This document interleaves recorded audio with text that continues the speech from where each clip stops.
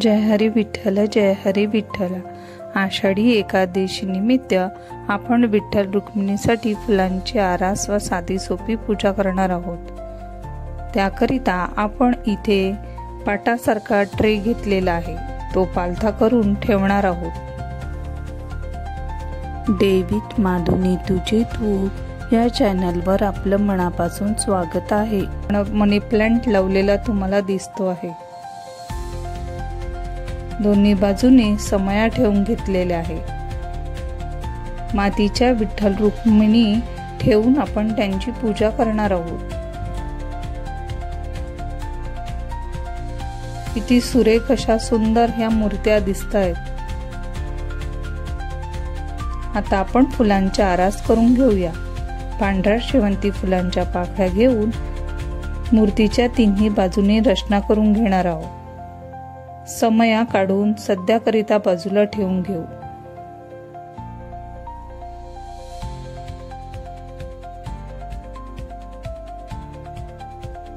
आता पिवळ्या झेंडूच्या फुलांच्या पाकळ्या आपण चारही बाजूने टाकून घेऊया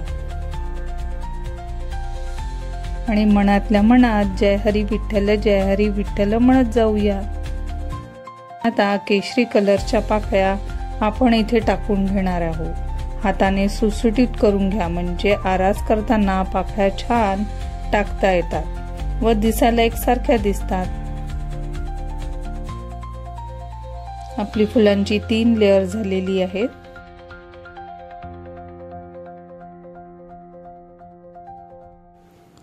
तुम्ही पाहू शकता काय अप्रतिम सुरेख असा फुलांचा गालिचा दिसतो आहे।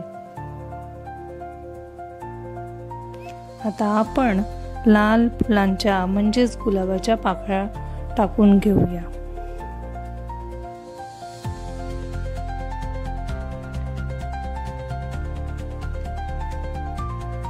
देवाच्या अवतीभोवती अशा सुंदर फुलांची आरास केली तर घरभर सुगंध दरवळतो आणि वातावरण विठ्ठलमय होऊन जातं।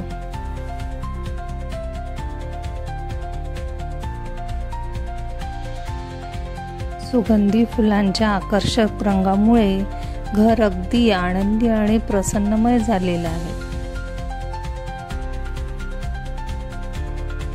दोन बाजूने आपण 2 समया ठेवून घेणार आहोत। विठ्ठल रुक्मिणीच्या समोरील भागात फुलं ठेवायची परडी ठेवून घेतली आहे। त्याच्या मधात पितळी डब्बा ठेवणार आहोत।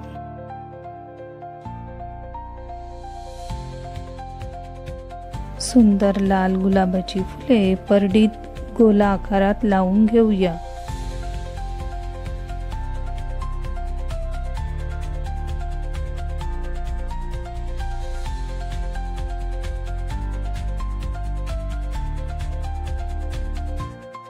विठ्ठल रुक्मिणीसाठी काय सुंदर फुलांची आरास तयार झाली। विठ्ठलाला अनेक नावांनी संबोधले जाते। विठुराया, पंढरीनाथ, विठोबा, पांडुरंग, विठ्ठलनाथ, विठ्ठल रुक्मिणी अशा विठ्ठलाला कृष्णाचे रूप मानले जाते।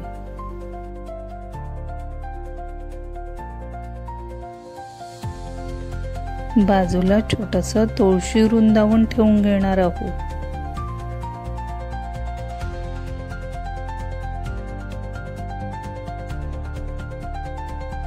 विठ्ठलाला तुळशी प्रिय आहे, हो ना? रोजच्या पूजेतील विठ्ठल रुक्मिणी याची आपण पूजा करून घेऊया।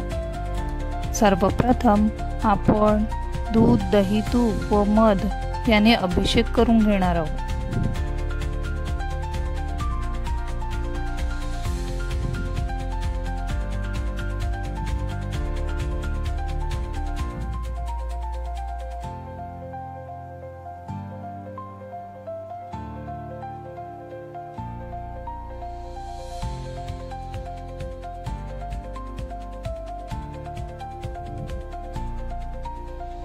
आता पाण्याने स्वच्छ करून घेणार आहोत।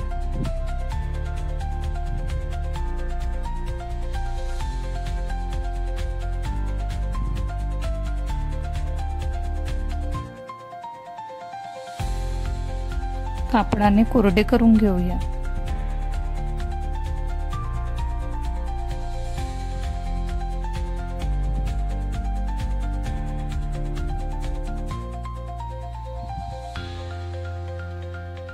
त्यांना मोत्याचा हार घालूया.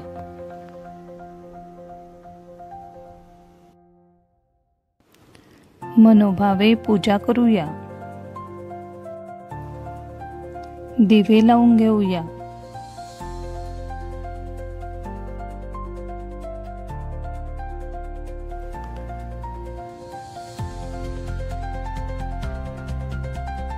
दिव्याच्या प्रकाशाने परिसर अगदी चैतन्यमय होऊन जातं.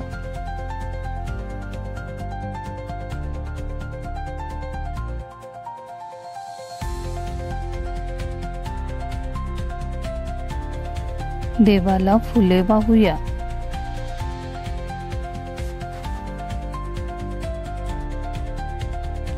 देवाला हळद कुंकू वाहून धूप कपूर लावून आरती करून घेऊ.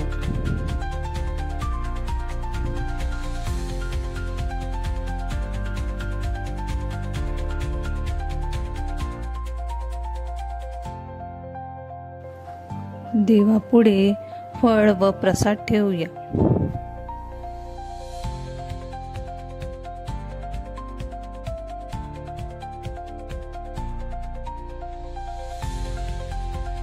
किती सुरेख पूजा झालेली आहे.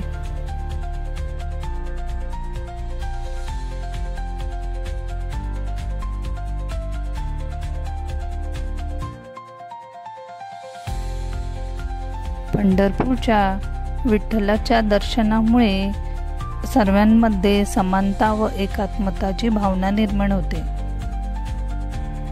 आपण आषाढ महिन्यातील देवशयनी एकादशीला विठ्ठलाची भक्तिभावनाने पूजा करतो.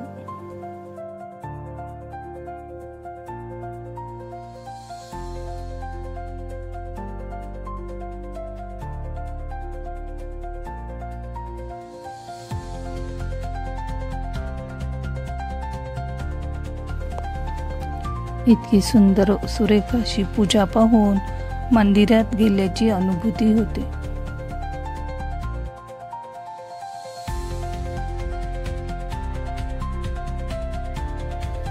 आजचा व्हिडिओ तुम्हाला कसा वाटला कॉमेंट्स करून कळवा. व्हिडिओ आवडल्यास लाईक आणि शेअर करा.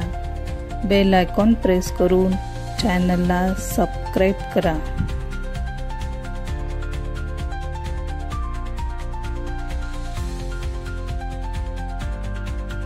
जय हरी विठ्ठल, जय हरी विठ्ठल.